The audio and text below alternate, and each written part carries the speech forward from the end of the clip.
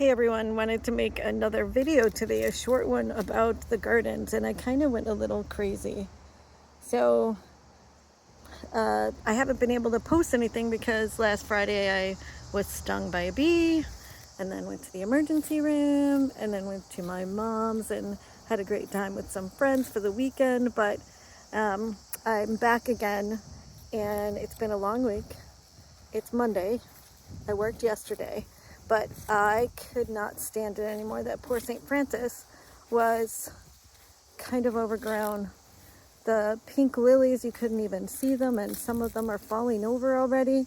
And a lot of the ostrich ferns, the ferns are starting to brown already and die off. And I thought the only way I'm gonna find this awful, and you can see some of the stumps of the mulberries and honeysuckles where I don't want them, but mostly mulberries. That I'm trying not to grow any mulberry trees, but they keep popping up and you cannot dig them out. I'm a little against the chemicals, so I'm trying something different this time. A friend recommended that I try gasoline. So you cut back the plant, then you just get gasoline on it. You don't start it on fire or anything, and it's supposed to kill it. So here is my experiment, and I'll let you know how it goes. With a plane flying overhead, sounds like a small one. That I'm so excited though, even though I should not have. I was supposed to rest today because I've had too many things health-wise in the last week, but I couldn't take it. Today was a plan. There was a day I was supposed to get rid of all of this stuff and I can't take it anymore, and I'm obsessed about my gardens. So a tree fallen, a deck that's not fixed yet, and honeysuckles that are growing 2 feet a day it seems like, but I'm really enjoying all of the progress and the things that keep popping up. I was excited that this morning I realized, or this afternoon, I'm waiting, that I actually saw new cone flowers, purple cone flowers. So the echinacea, I think, that is coming up because it takes a couple of years for the plants to establish and really thrive. So like these sunflowers were very small plants last year, and I'm planting them in different places because I just absolutely love Rudbeckia.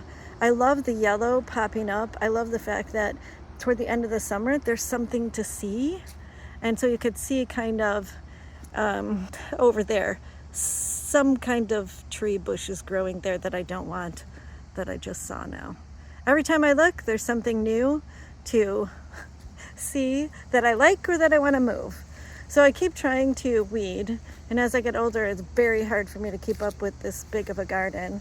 But I was so excited to see some more belladonnas are still there. I collected seeds over the last week. I've been collecting seeds everywhere.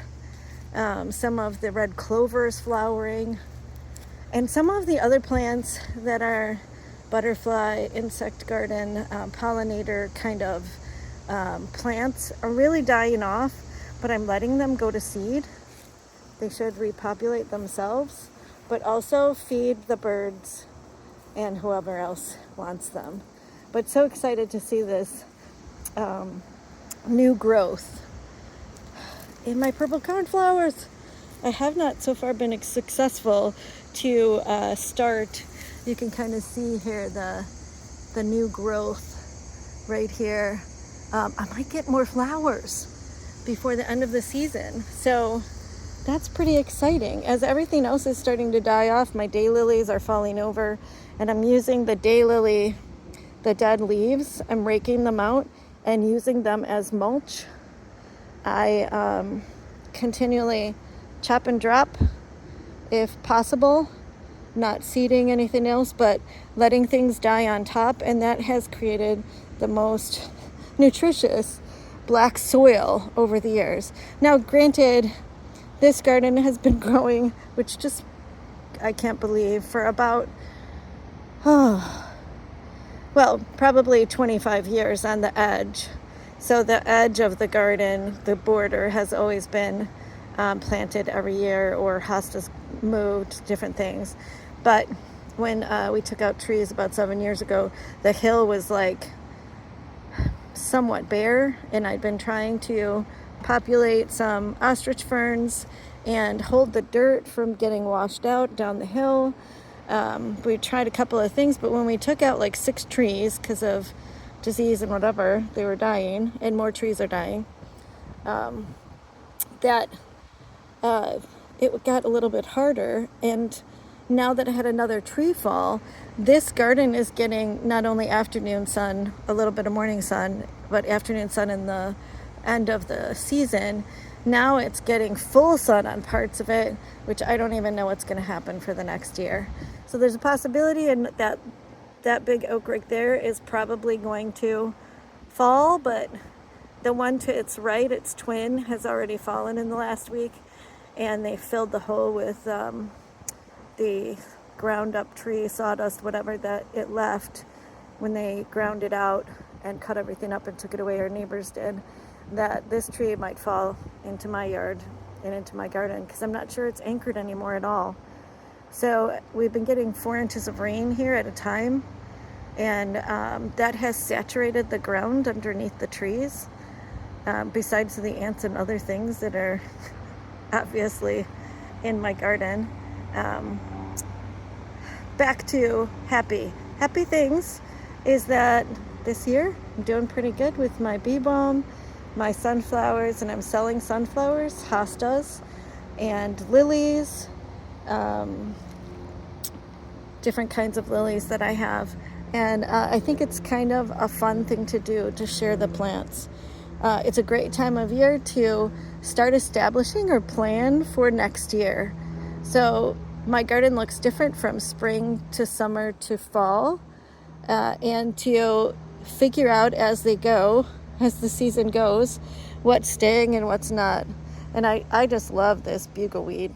This is one of my favorite things. And in spring it flowers, or the nettle that flowers, the morning glory that's not flowering anymore, but beautiful yellow flowers, and it turns this reddish green. Those leaves at the end of the season are just beautiful, even though, oh my gosh, it looks like, some bugs have been eating it and whatever.